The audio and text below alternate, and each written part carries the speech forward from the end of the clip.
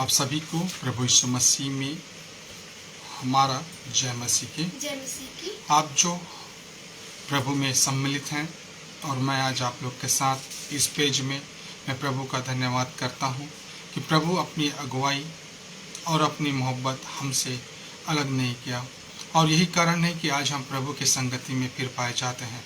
प्रभु का हम धन्यवाद करें, उससे पहले आइए हम शीश झुकाएं, प्रभु को धन्य कहें, प्रभु को नाम को ऊंचा उठाएं, प्रभु की स्तुति करें, प्रभु की महिमा करें। आइए हम प्रार्थना करें। हे हमारे परमेश्वर पिता, हम प्रभु यीशु मसीह के पवित्र और मीठे नाम से हम आपके पवित्र कदमों के पास पवित्र सिंहासन के करीब आते हैं। हम प्रभु यीशु मसीह में आपके नज़दीक आते हैं और अपने आप को प्रभु जी हम आपके हाथों में सौंपते हैं, क्योंकि आपने हमें बनाया, आपने हमें सृजा, आपने हमें अपने स्वरूप में बनाया और आपने अपनी आत्मा का दान हमें दिया है। हम धन्य कहते हैं पिता परमेश्वर आपको प्रभु यीशु मसीह में, जो आप हमारे संग और साथ हैं। हे यीशु, आपकी महिमा हो, आपके नाम को हम ऊंचा उठाते हैं। पिता परमेश्वर, आज आपने फिर से हमें एक अवसर दिया कि हम आगरा मसीह मंडली के पेज में होकर खुदा बाप हम आपको धन्य कहें, आपको ऊंचा उठाएं, आपके नाम को जय जयकार करें, आपके नाम की तारीफ करें, क्योंकि आज का दिन आपने बनाया और आज इस दिन में हम मग्न हैं। पिता परमेश्वर, हमारे जीवन का प्रथम भाग आप हैं, हमारे जीवन का मध्य भाग आप है, हमारे जीवन का आखिरी भाग आप है। हम पूरा अपने आप को आपके हाथ में सौंपते हैं और यही दुआ करते हैं प्रभु जी, जिस प्रकार से आपने बीते दिनों संभाला, आगे भी हम सभी को आप संभाले और हम अपने जीवन में आपको हम महिमा दे सके। धन्यवाद देता हूँ पिता परमेश्वर, आप हमारे संग और साथ हैं। हम यही दुआ करते हैं प्रभु जी, जब हम आपकी आराधना करते हैं तो आप अपने पवित्र आत्मा का दान दीजिए, आप अपने पवित्र आत्मा से सबको मामूर करिए, ताकि हम आपकी महिमा और आदर और जय जयकार और तारीफ निरंतर करते रहें। हाँ पिता परमेश्वर, आपने हमारे पुकार को सुना है, आप हमारी दुहाई की ओर कान लगाए हैं, हम आपको धन्यवाद देते हैं। हाँ पिता परमेश्वर, आपके अनुग्रह में आज के दिन को हमने आनंद के साथ व्यतीत किया और उसी के नाम को हम आज आपको धन्य कहते हैं, क्योंकि पिता परमेश्वर आप हमारे अल्फा और ओमेगा है। धन्यवाद देता हूँ प्रभु जी, आपने विनती को सुना है। हम इसी विश्वास से इस विनती को प्रभु यीशु मसीह के नाम से मांगते हैं, आमीन। प्रभु के पवित्र और मीठे नाम में आप सभी को जय मसीह की। हालेलुया। आइए हम इस गीत को गाएंगे। आओ जग के लोग सभी, यीशु राजा बुलाता है। आओ जग के लोग सभी, यीशु राजा बुलाता है। आइए हम इसे मिलके गाएंगे। आओ जग के लोग सभी, यीशु राजा बुलाता है। आओ जग के लोग सभी, यीशु राजा बुलाता है। जग में जिसका स्थान नहीं है, जग में जिसका मान नहीं है, जग में जिसका स्थान नहीं है, जग में जिसका मान नहीं है। राज तुम्हें देने के लिए, राज तुम्हें देने के लिए, यीशु राजा बुलाता है। आओ जग के लोग सभी,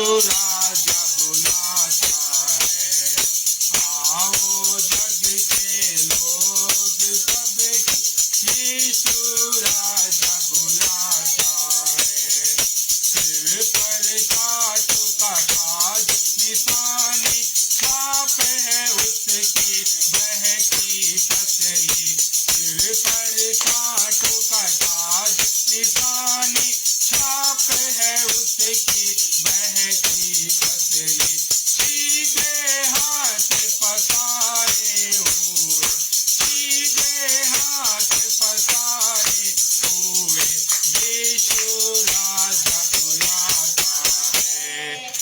आओ जग के लोग सब ही, यीशु राजा बुलाता है। आओ जग के लोग सब ही, यीशु राजा बुलाता है। आओ भाइयों, आओ बहनों, आकर उसको परखो देखो। आओ भाइयों, आओ बहनों, आकर उसको परखो देखो। सारा भार उठाने के लिए, सारा भार उठाने के लिए, यीशु राजा बुलाता है। आओ जग के लोग सब ही, यीशु राजा बुलाता है। आओ जग के लोग सब ही, यीशु राजा बुलाता है। सच में प्रभु परमेश्वर ने हम सबको अपने दोनों हाथ पसार के वो हमको बुलाता है और कहता है जिसका इस जग में मान नहीं है, और कहता है इस जग में जिसका सम्मान नहीं है, वो सब आओ और प्रभु के समीप आओ और प्रभु के पास अपने आप को लेके आओ। प्रभु का हम धन्यवाद करते हैं, प्रभु की हम महिमा कर सकते हैं और उसकी स्तुति करते हैं। बेटा वहां से बोला, फोन चार्ज में लगाई थी, लाइट गोल हो गया। प्रभु का हम धन्यवाद करते हैं कि उसने हमें अवसर दिया है कि हम उसकी महिमा करें।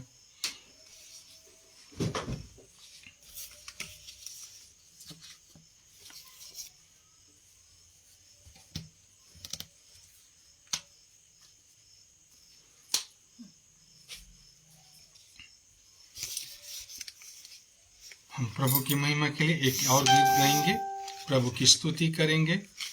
कोई बात नहीं, लाइट गोल हुआ, प्रभु का हम धन्यवाद करते हैं कि वो हमें अवसर देता है कि हम ऐसे परिस्थिति में और भी डट कर प्रभु की महिमा करें। और प्रभु क्या, जब हम उसके करीब आते हैं तो प्रभु इन सब चीज को देखता है और लाइटों को भी अपने कंट्रोल में रखता है। इस गीत को गाएंगे, यहोवा का भय मानकर उसके आदेशों पर चल।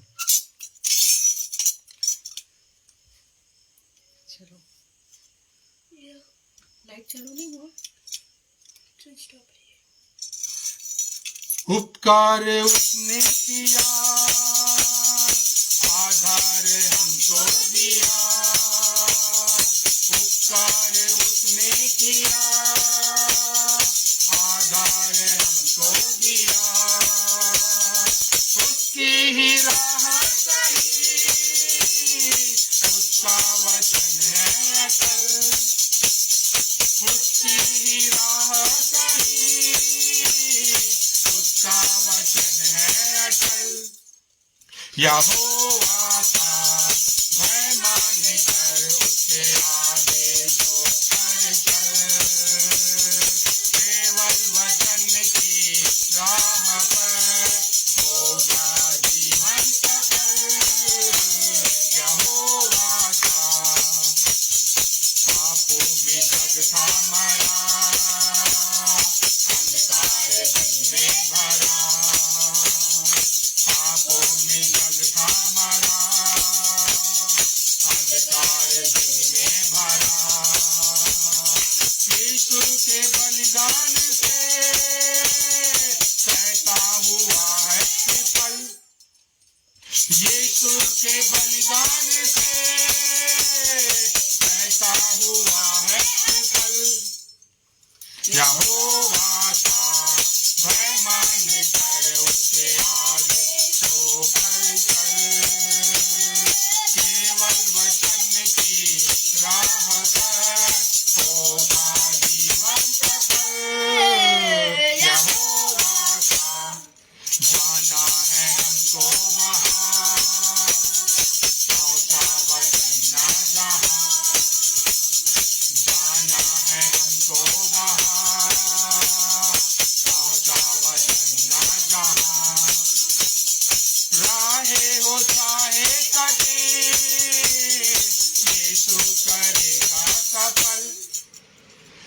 आगे होता है कठिन, यीशु करेगा सफल। यहोवा का भय मान कर उसके आगे तो कर चल, केवल वचन की राह पर होगा जीवन सफल। यहोवा का, सच में यहोवा की राह पे चलेंगे तो हमारा जीवन होगा सफल, और हम सफलता की उस सीढ़ी पे पहुंचेंगे जिसके लिए प्रभु यीशु मसीह ने आपको और मुझको बुलाया है।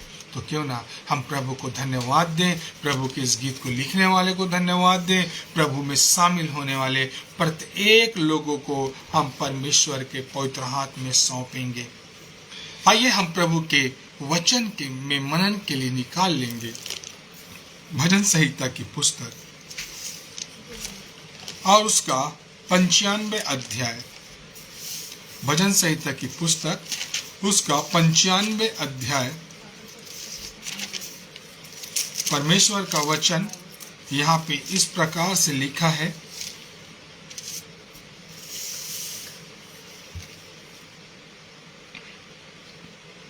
हम उसके एक पद को पढ़ेंगे, 7वें पद को।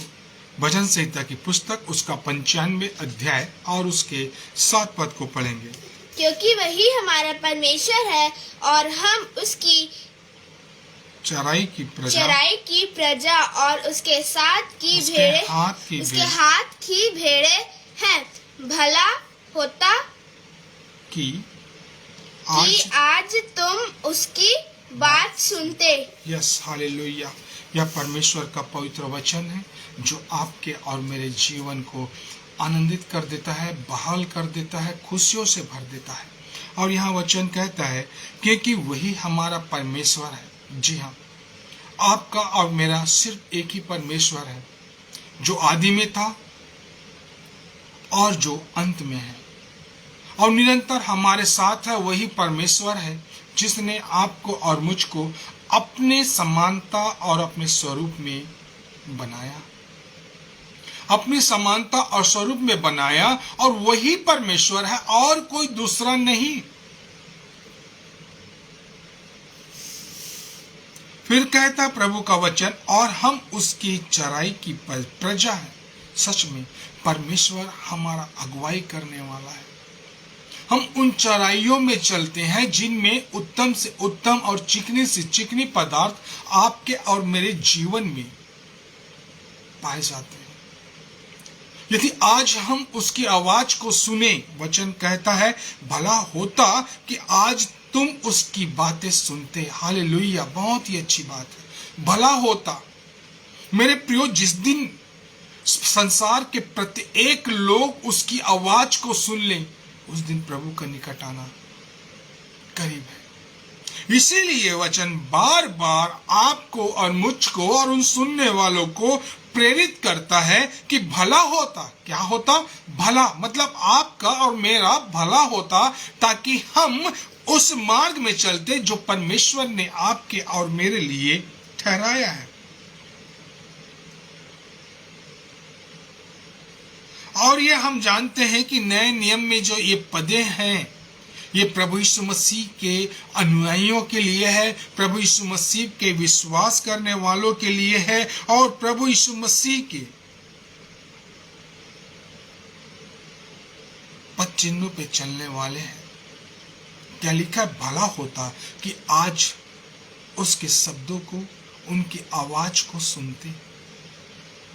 परमेश्वर बार बार इस्राएलियों को चेतावनी देता, बार बार परमेश्वर इस्राएलियों को अपने दासों के द्वारा, नबियों के द्वारा, राजाओं के द्वारा, याजकों के द्वारा, अपने पुत्रों के द्वारा, विश्वासियों के द्वारा प्रत्येक मनुष्य को क्या करता है? अगुवाई करता है और कहता है भला होता कि आज मेरी ये बातें सुनते। लेकिन वचन कहता है कि ये टेढ़ी जाति के लोग, टेढ़ी गर्दन के लोग बार बार मेरा तिरस्कार करते हैं।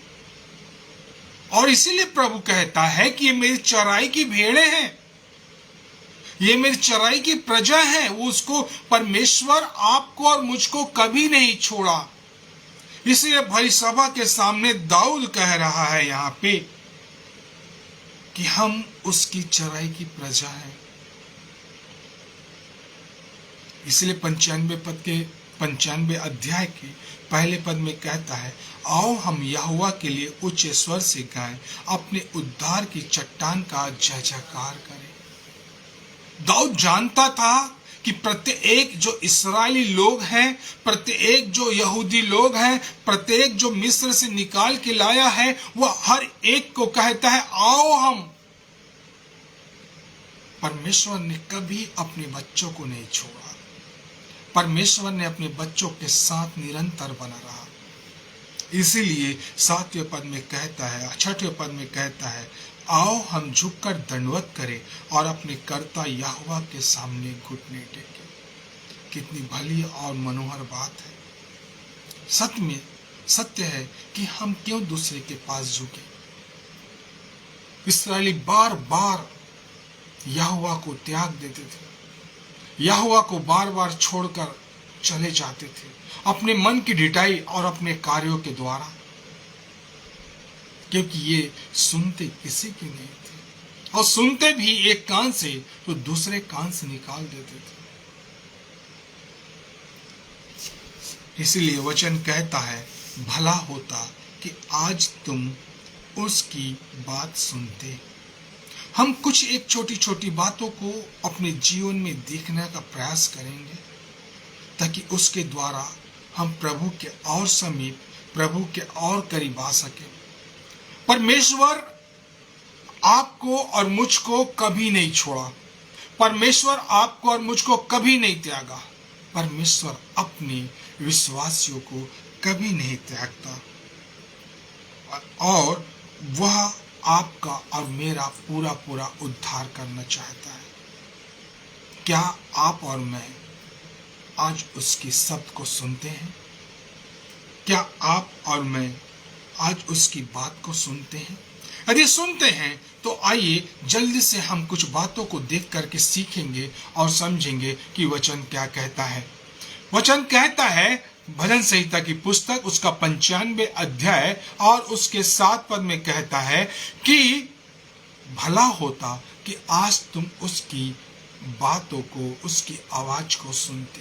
पहली बात वो कहना चाहता है कि जो बोझ से दबे हुए लोग हैं, जो अपने जीवन को आज भी पाप के दासत्व में, जो आज भी अपने जीवन को इस संसार के गुलामी में जकड़े हुए हैं, दास के रूप में बने हुए हैं, उनके गर्दन में जिनके जुए रखे हुए हैं, वो सही ढंग से सच्चाइयों को नहीं देख पा रहा है। परमेश्वर कहता है, भला होता कि तुम मेरी बातों को सुनते।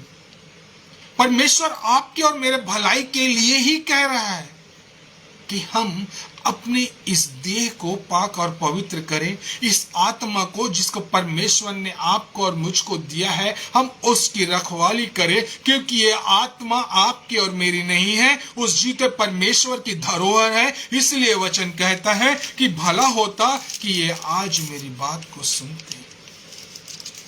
इसलिए परमेश्वर आज आपको और मुझसे कहता है कि जो बोझ से दबे हुए हैं, मत्ती रचित सुसमाचार और उसका 11वां अध्याय और उसका 28 पद कहता है, हे सब परिश्रम करने वालों और बोझ से दबे हुए, आप और मैं जो इस संसार में परिश्रम कर रहे हैं, लेकिन आपका और मेरा प्रतिफल है ही नहीं। आप और मैं जो मानसिक तनाव में अपने जीवन को जी रहे हैं, आप और मैं पाप के बोझ में दबे हुए हैं। परमेश्वर चाहता है कि प्रभु यीशु मसीह आपका और मेरा अनुग्रहकारी है। अपने अनुग्रह से आपको और मुझको इस बोझ से स्वतंत्र करना चाहता है। इसलिए वचन कहता है, भला होता कि आज तुम उसकी आवाज को सुनते। प्रियो, प्रभु इस वचन के द्वारा आपको और मुझको स्वतंत्र करना चाहता है उस बेड़ियों से जिसमें आप और मैं जकड़े हुए हैं, उस हाथ के बनाए हुए नियम और कानून से जो परमेश्वर ने प्रभु यीशु मसीह के द्वारा आपको और मुझको स्वतंत्र कर दिया है, तोड़ के आजाद कर दिया है। इसीलिए यहोवा कहता है, भला होता कि आज तुम यीशु की बातों को सुनकर अपने बोझ को मेरे पुत्र के ऊपर उंडेल दो। इसीलिए कहता है, हे सब परिश्रम करने वालों और बोझ से दबे हुए लोगों, मेरे पास आओ, मैं तुम्हें विश्राम दूंगा। वो सच्ची शांति, वो सच्चा विश्राम जो परमेश्वर आपके और मेरे को देता है। दूसरी बात हम देखते हैं, भजन संहिता की पुस्तक उसका 95 अध्याय और उसका 7 पद कहता है कि भला होता कि आज तुम उसकी आवाज को सुनते। प्रभु यीशु मसीह की आवाज को सुन के प्रभु प्रियो अपने मन को कठोर ना करो। दूसरी बात कहना चाहता है प्रभु का वचन कि भला होता कि आज तुम उसकी आवाज सुनकर अपने दुख भरे दिन को भूल जाओ, अपने दुख भरे दिन को भूल जाओ, ताकि तुम्हारे जीवन में शांति, तुम्हारे जीवन में आराम, ताकि तुम्हारे जीवन में वो चैन मिल सके। क्योंकि प्रभु यीशु मसीह ने तुम्हारे सारे भार को, सारे गुनाहों को उठा लिया है। सारे गुनाहों को उठा करके वो सलीब पे कुर्बान हो गया। लेकिन आज भी हम उन गुनाहों में दबे हुए हैं और उन गुनाहों में जकड़े हुए हैं। हमारे जीवन में दुख, पतन, तकलीफ, कष्ट कहाँ से आ रही है? क्योंकि आज तक हमने सच्ची शांति प्राप्त नहीं की। जिस पल हम अपनी सच्ची शांति प्राप्त कर लेंगे, उस दिन हम प्रभु को ग्रहण करेंगे। ऐसा है क्या? नहीं मेरे प्रियो, प्रभु ने आपको सेतमेत पुकारा है, जैसे हो चले आओ। सच्ची शांति से परमेश्वर का वचन और प्रभु यीशु मसीह आपको और मुझको देता है। यूहन्ना रचित सुसमाचार उसका 14 अध्याय और उसका 27 पद को पढ़े, वहां पे कहता है, मैं तुम्हें शांति दिए जाता हूं। फिर कहता, अपनी शांति तुम्हें देता हूं और कोई दूसरी नहीं। कितनी अच्छी बात। प्रभु यीशु मसीह ने अपने इस जीवन के यात्रा काल में कभी भी दुखों को नहीं बांटा किसी के साथ। स्वयं दुख को उठाया, परंतु आपको और मुझको क्षमा प्रदान किया, आपको और मुझको शांति प्रदान किया, आपको और मुझको पाप से अलग रहने के लिए आह्वान किया, अपने पास बुलाया और कहता है, भला होता कि तुम उसकी आवाज को सुनते। फिर से पढ़ेंगे क्या लिखा है, मैं तुम्हें शांति दिए जाता हूं, अपनी शांति तुम्हें देता हूं, जैसे संसार देता है मैं तुम्हें नहीं देता। और संसार हमें एक पल के लिए शांति देता है, फिर उसके बाद हमारे जीवन में दुख ही दुख होता है। लेकिन प्रभु जो शांति देता है वो अनंत जीवन के लिए होता है प्रियो। और आप और मैं किस दौड़ में दौड़ रहे हैं, इस बात को हमें सोचना है। क्योंकि आप और मैं इस पल भर के लिए नहीं, क्षण भर के लिए, शांति के लिए नहीं, परंतु अनंत जीवन प्राप्त करने के लिए हम क्या कर रहे हैं? दौड़ रहे हैं। पौलुस इसीलिए तो कहता है, ये नहीं कि मैं प्राप्त कर चुका, अब वो ऐसा नहीं कि वो कछुए के समान, खरगोश के समान चुपचाप पेड़ के नीचे में बैठ गया, अब मैं आराम करता हूं। मेरे प्रियो, खरगोश ने अपनी चाल चलना बंद नहीं किया था, इसीलिए वो विजय प्राप्त किया, इसीलिए वो आगे बढ़ा। और खरगोश ने क्या किया? अब मैं बहुत आगे आ गया हूं, अब मुझे विश्राम करना है। नहीं मेरे प्रियो, सच्ची शांति प्रभु यीशु मसीह देता है और कहता है, जैसा संसार देता है मैं तुम्हें नहीं देता। इसलिए कहता है, तुम्हारा मन व्याकुल ना हो और ना डरे। जब हम अपनी सारी चिंताएं, जब हम अपनी सारी बोझ को यहोवा पे डाल देंगे, जब हम अपने सारे दुखों को यहोवा पे डाल देंगे, तो वो हमको सच्ची शांति प्रदान करता है। यदि हम इसी यूहन्ना रचित सुसमाचार और उसका 14 अध्याय और उसकी पहली आयत को हम पढ़ें, क्या लिखता है? तुम्हारा मन व्याकुल ना हो, परमेश्वर पर विश्वास रखो और मुझ पर भी विश्वास रखो। तीसरी बात हमें कहता है कि तुम अपने जीवन में निराश मत हो, अपनी आशा को बरकरार रखो। जिस आशा के लिए आप और मैं प्रभु के करीब आए हैं, उस आशा को बरकरार रखना है। भजन संहिता यही यूहन्ना सुसमाचार और 14 और उसके पहले आयत में कहता है, तुम्हारा मन व्याकुल ना हो। परमेश्वर पर विश्वास रखो और मुझ पर भी विश्वास रखो। जो परमेश्वर पर विश्वास रखते हैं प्रियो, प्रभु यीशु मसीह पर भरोसा रखते हैं, उनकी आशाएं कभी नहीं टूटती। आपको मालूम है, बाइबल में एक ऐसा परिच्छेद है, एक ऐसा चित्रण है, जिसने एक बार प्रभु यीशु मसीह को पा लिया, उसने कभी भी पीछे मुड़कर नहीं देखा और वो निरंतर आगे बढ़ता चला, और वो है संत पौलुस।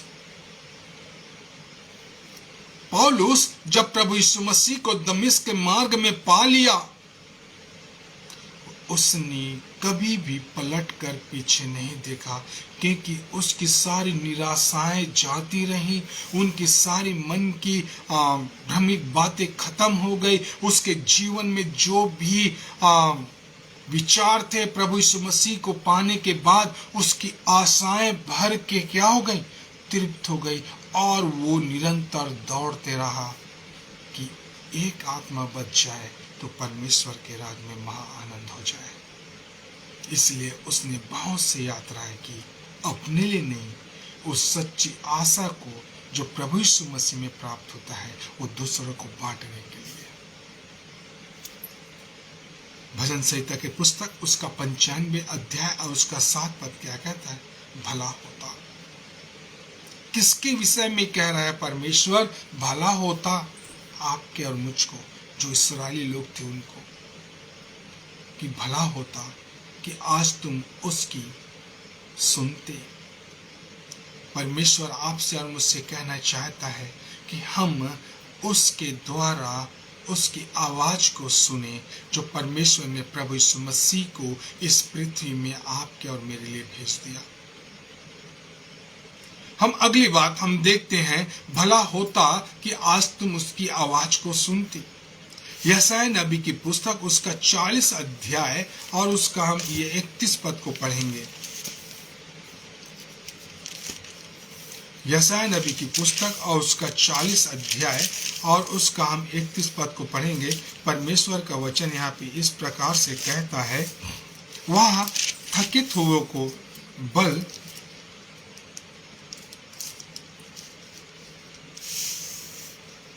परंतु जो यहोवा की बाट जोहते हैं वे नया बल प्राप्त करते जाएंगे। वे उकाबों के समान उड़ेंगे, वो दौड़ेंगे और श्रमित ना होंगे, चलेंगे और थकित ना होंगे।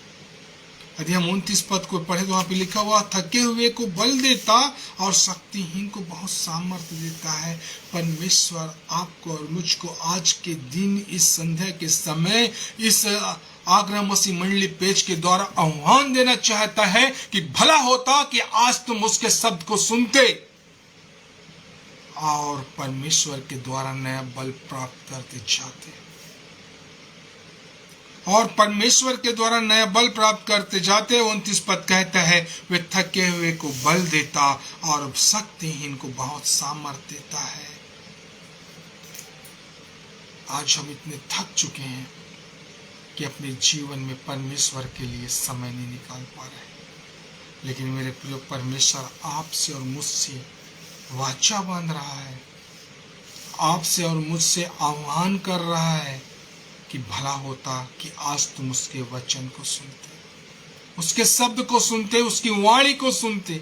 लेकिन इस संसार के ईश्वर ने आपके और मेरे कान को बंद कर दिया है ताकि हम जिंदा खुदावन के कलाम को ना सुन सके।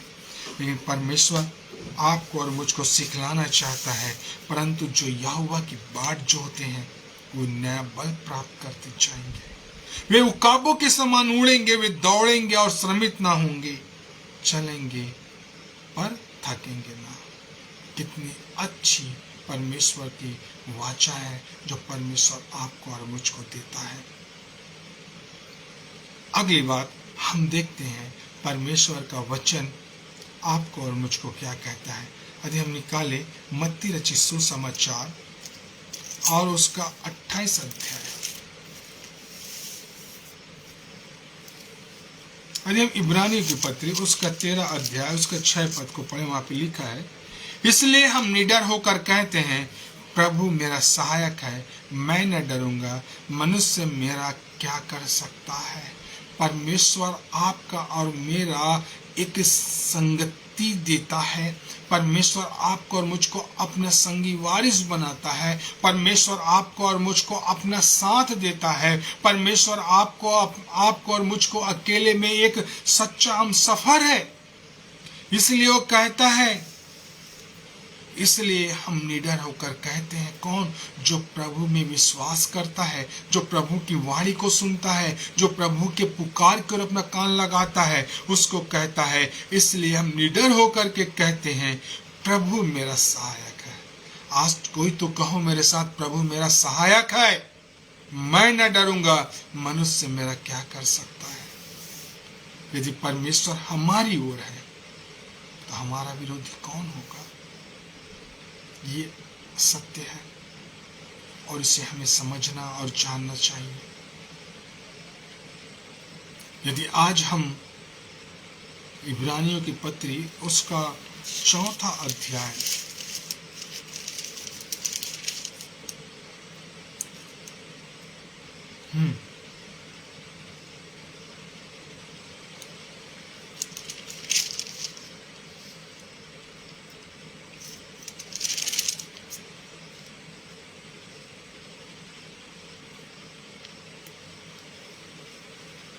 वचन कहता है, इब्रानी की पत्री उसका 3 अध्याय और उसके 8 पद में कहता है, तो अपने मन को कठोर न करो, जैसा पवित्र आत्मा कहते, यदि आज तुम उसका शब्द सुनो तो अपने मन को कठोर न करो, जैसे कि क्रोध दिलाने के समय और परीक्षा के दिन जंगल में किया था। कितनी अच्छी बात है कि हमारे गुनाहों को परमेश्वर उजागर करता है। कितनी अच्छी बात है कि परमेश्वर हमारे अंदर के डर को बाहर निकालता है, कि जब हम अकेले हो तो परमेश्वर हमारा साथी हो, जब हम अकेले हो तो परमेश्वर हमारा मित्र हो, जब हम अकेले हो तो परमेश्वर हमारा संगति में साथी हो, मददगार हो। क्योंकि वचन कहता है, भला होता कि आज तुम उसकी वचन को सुनते, भला होता कि जब हम आज उनके वचन को सुनकर प्रभु के हम महिमा के साथ आगे बढ़ते चले जाते। मत्ती रचित सुसमाचार उसका 28 अध्याय और उसके 20 पद को पढ़े, वहाँ पे लिखा है, और उन्हें सब बातें जो मैंने तुम्हें आज्ञा दी है मानना सिखाओ, और देखो मैं जगत के अंत तक तुम्हारे साथ हूँ। क्या कहता है यहोवा परमेश्वर प्रभु यीशु मसीह कहता है कि देखो मैं जगत के अंत तक तुम्हारे साथ हूं। लेकिन क्या हम प्रभु यीशु मसीह के साथ, कि हमारी देह बस, कि हमारी जुबान बस?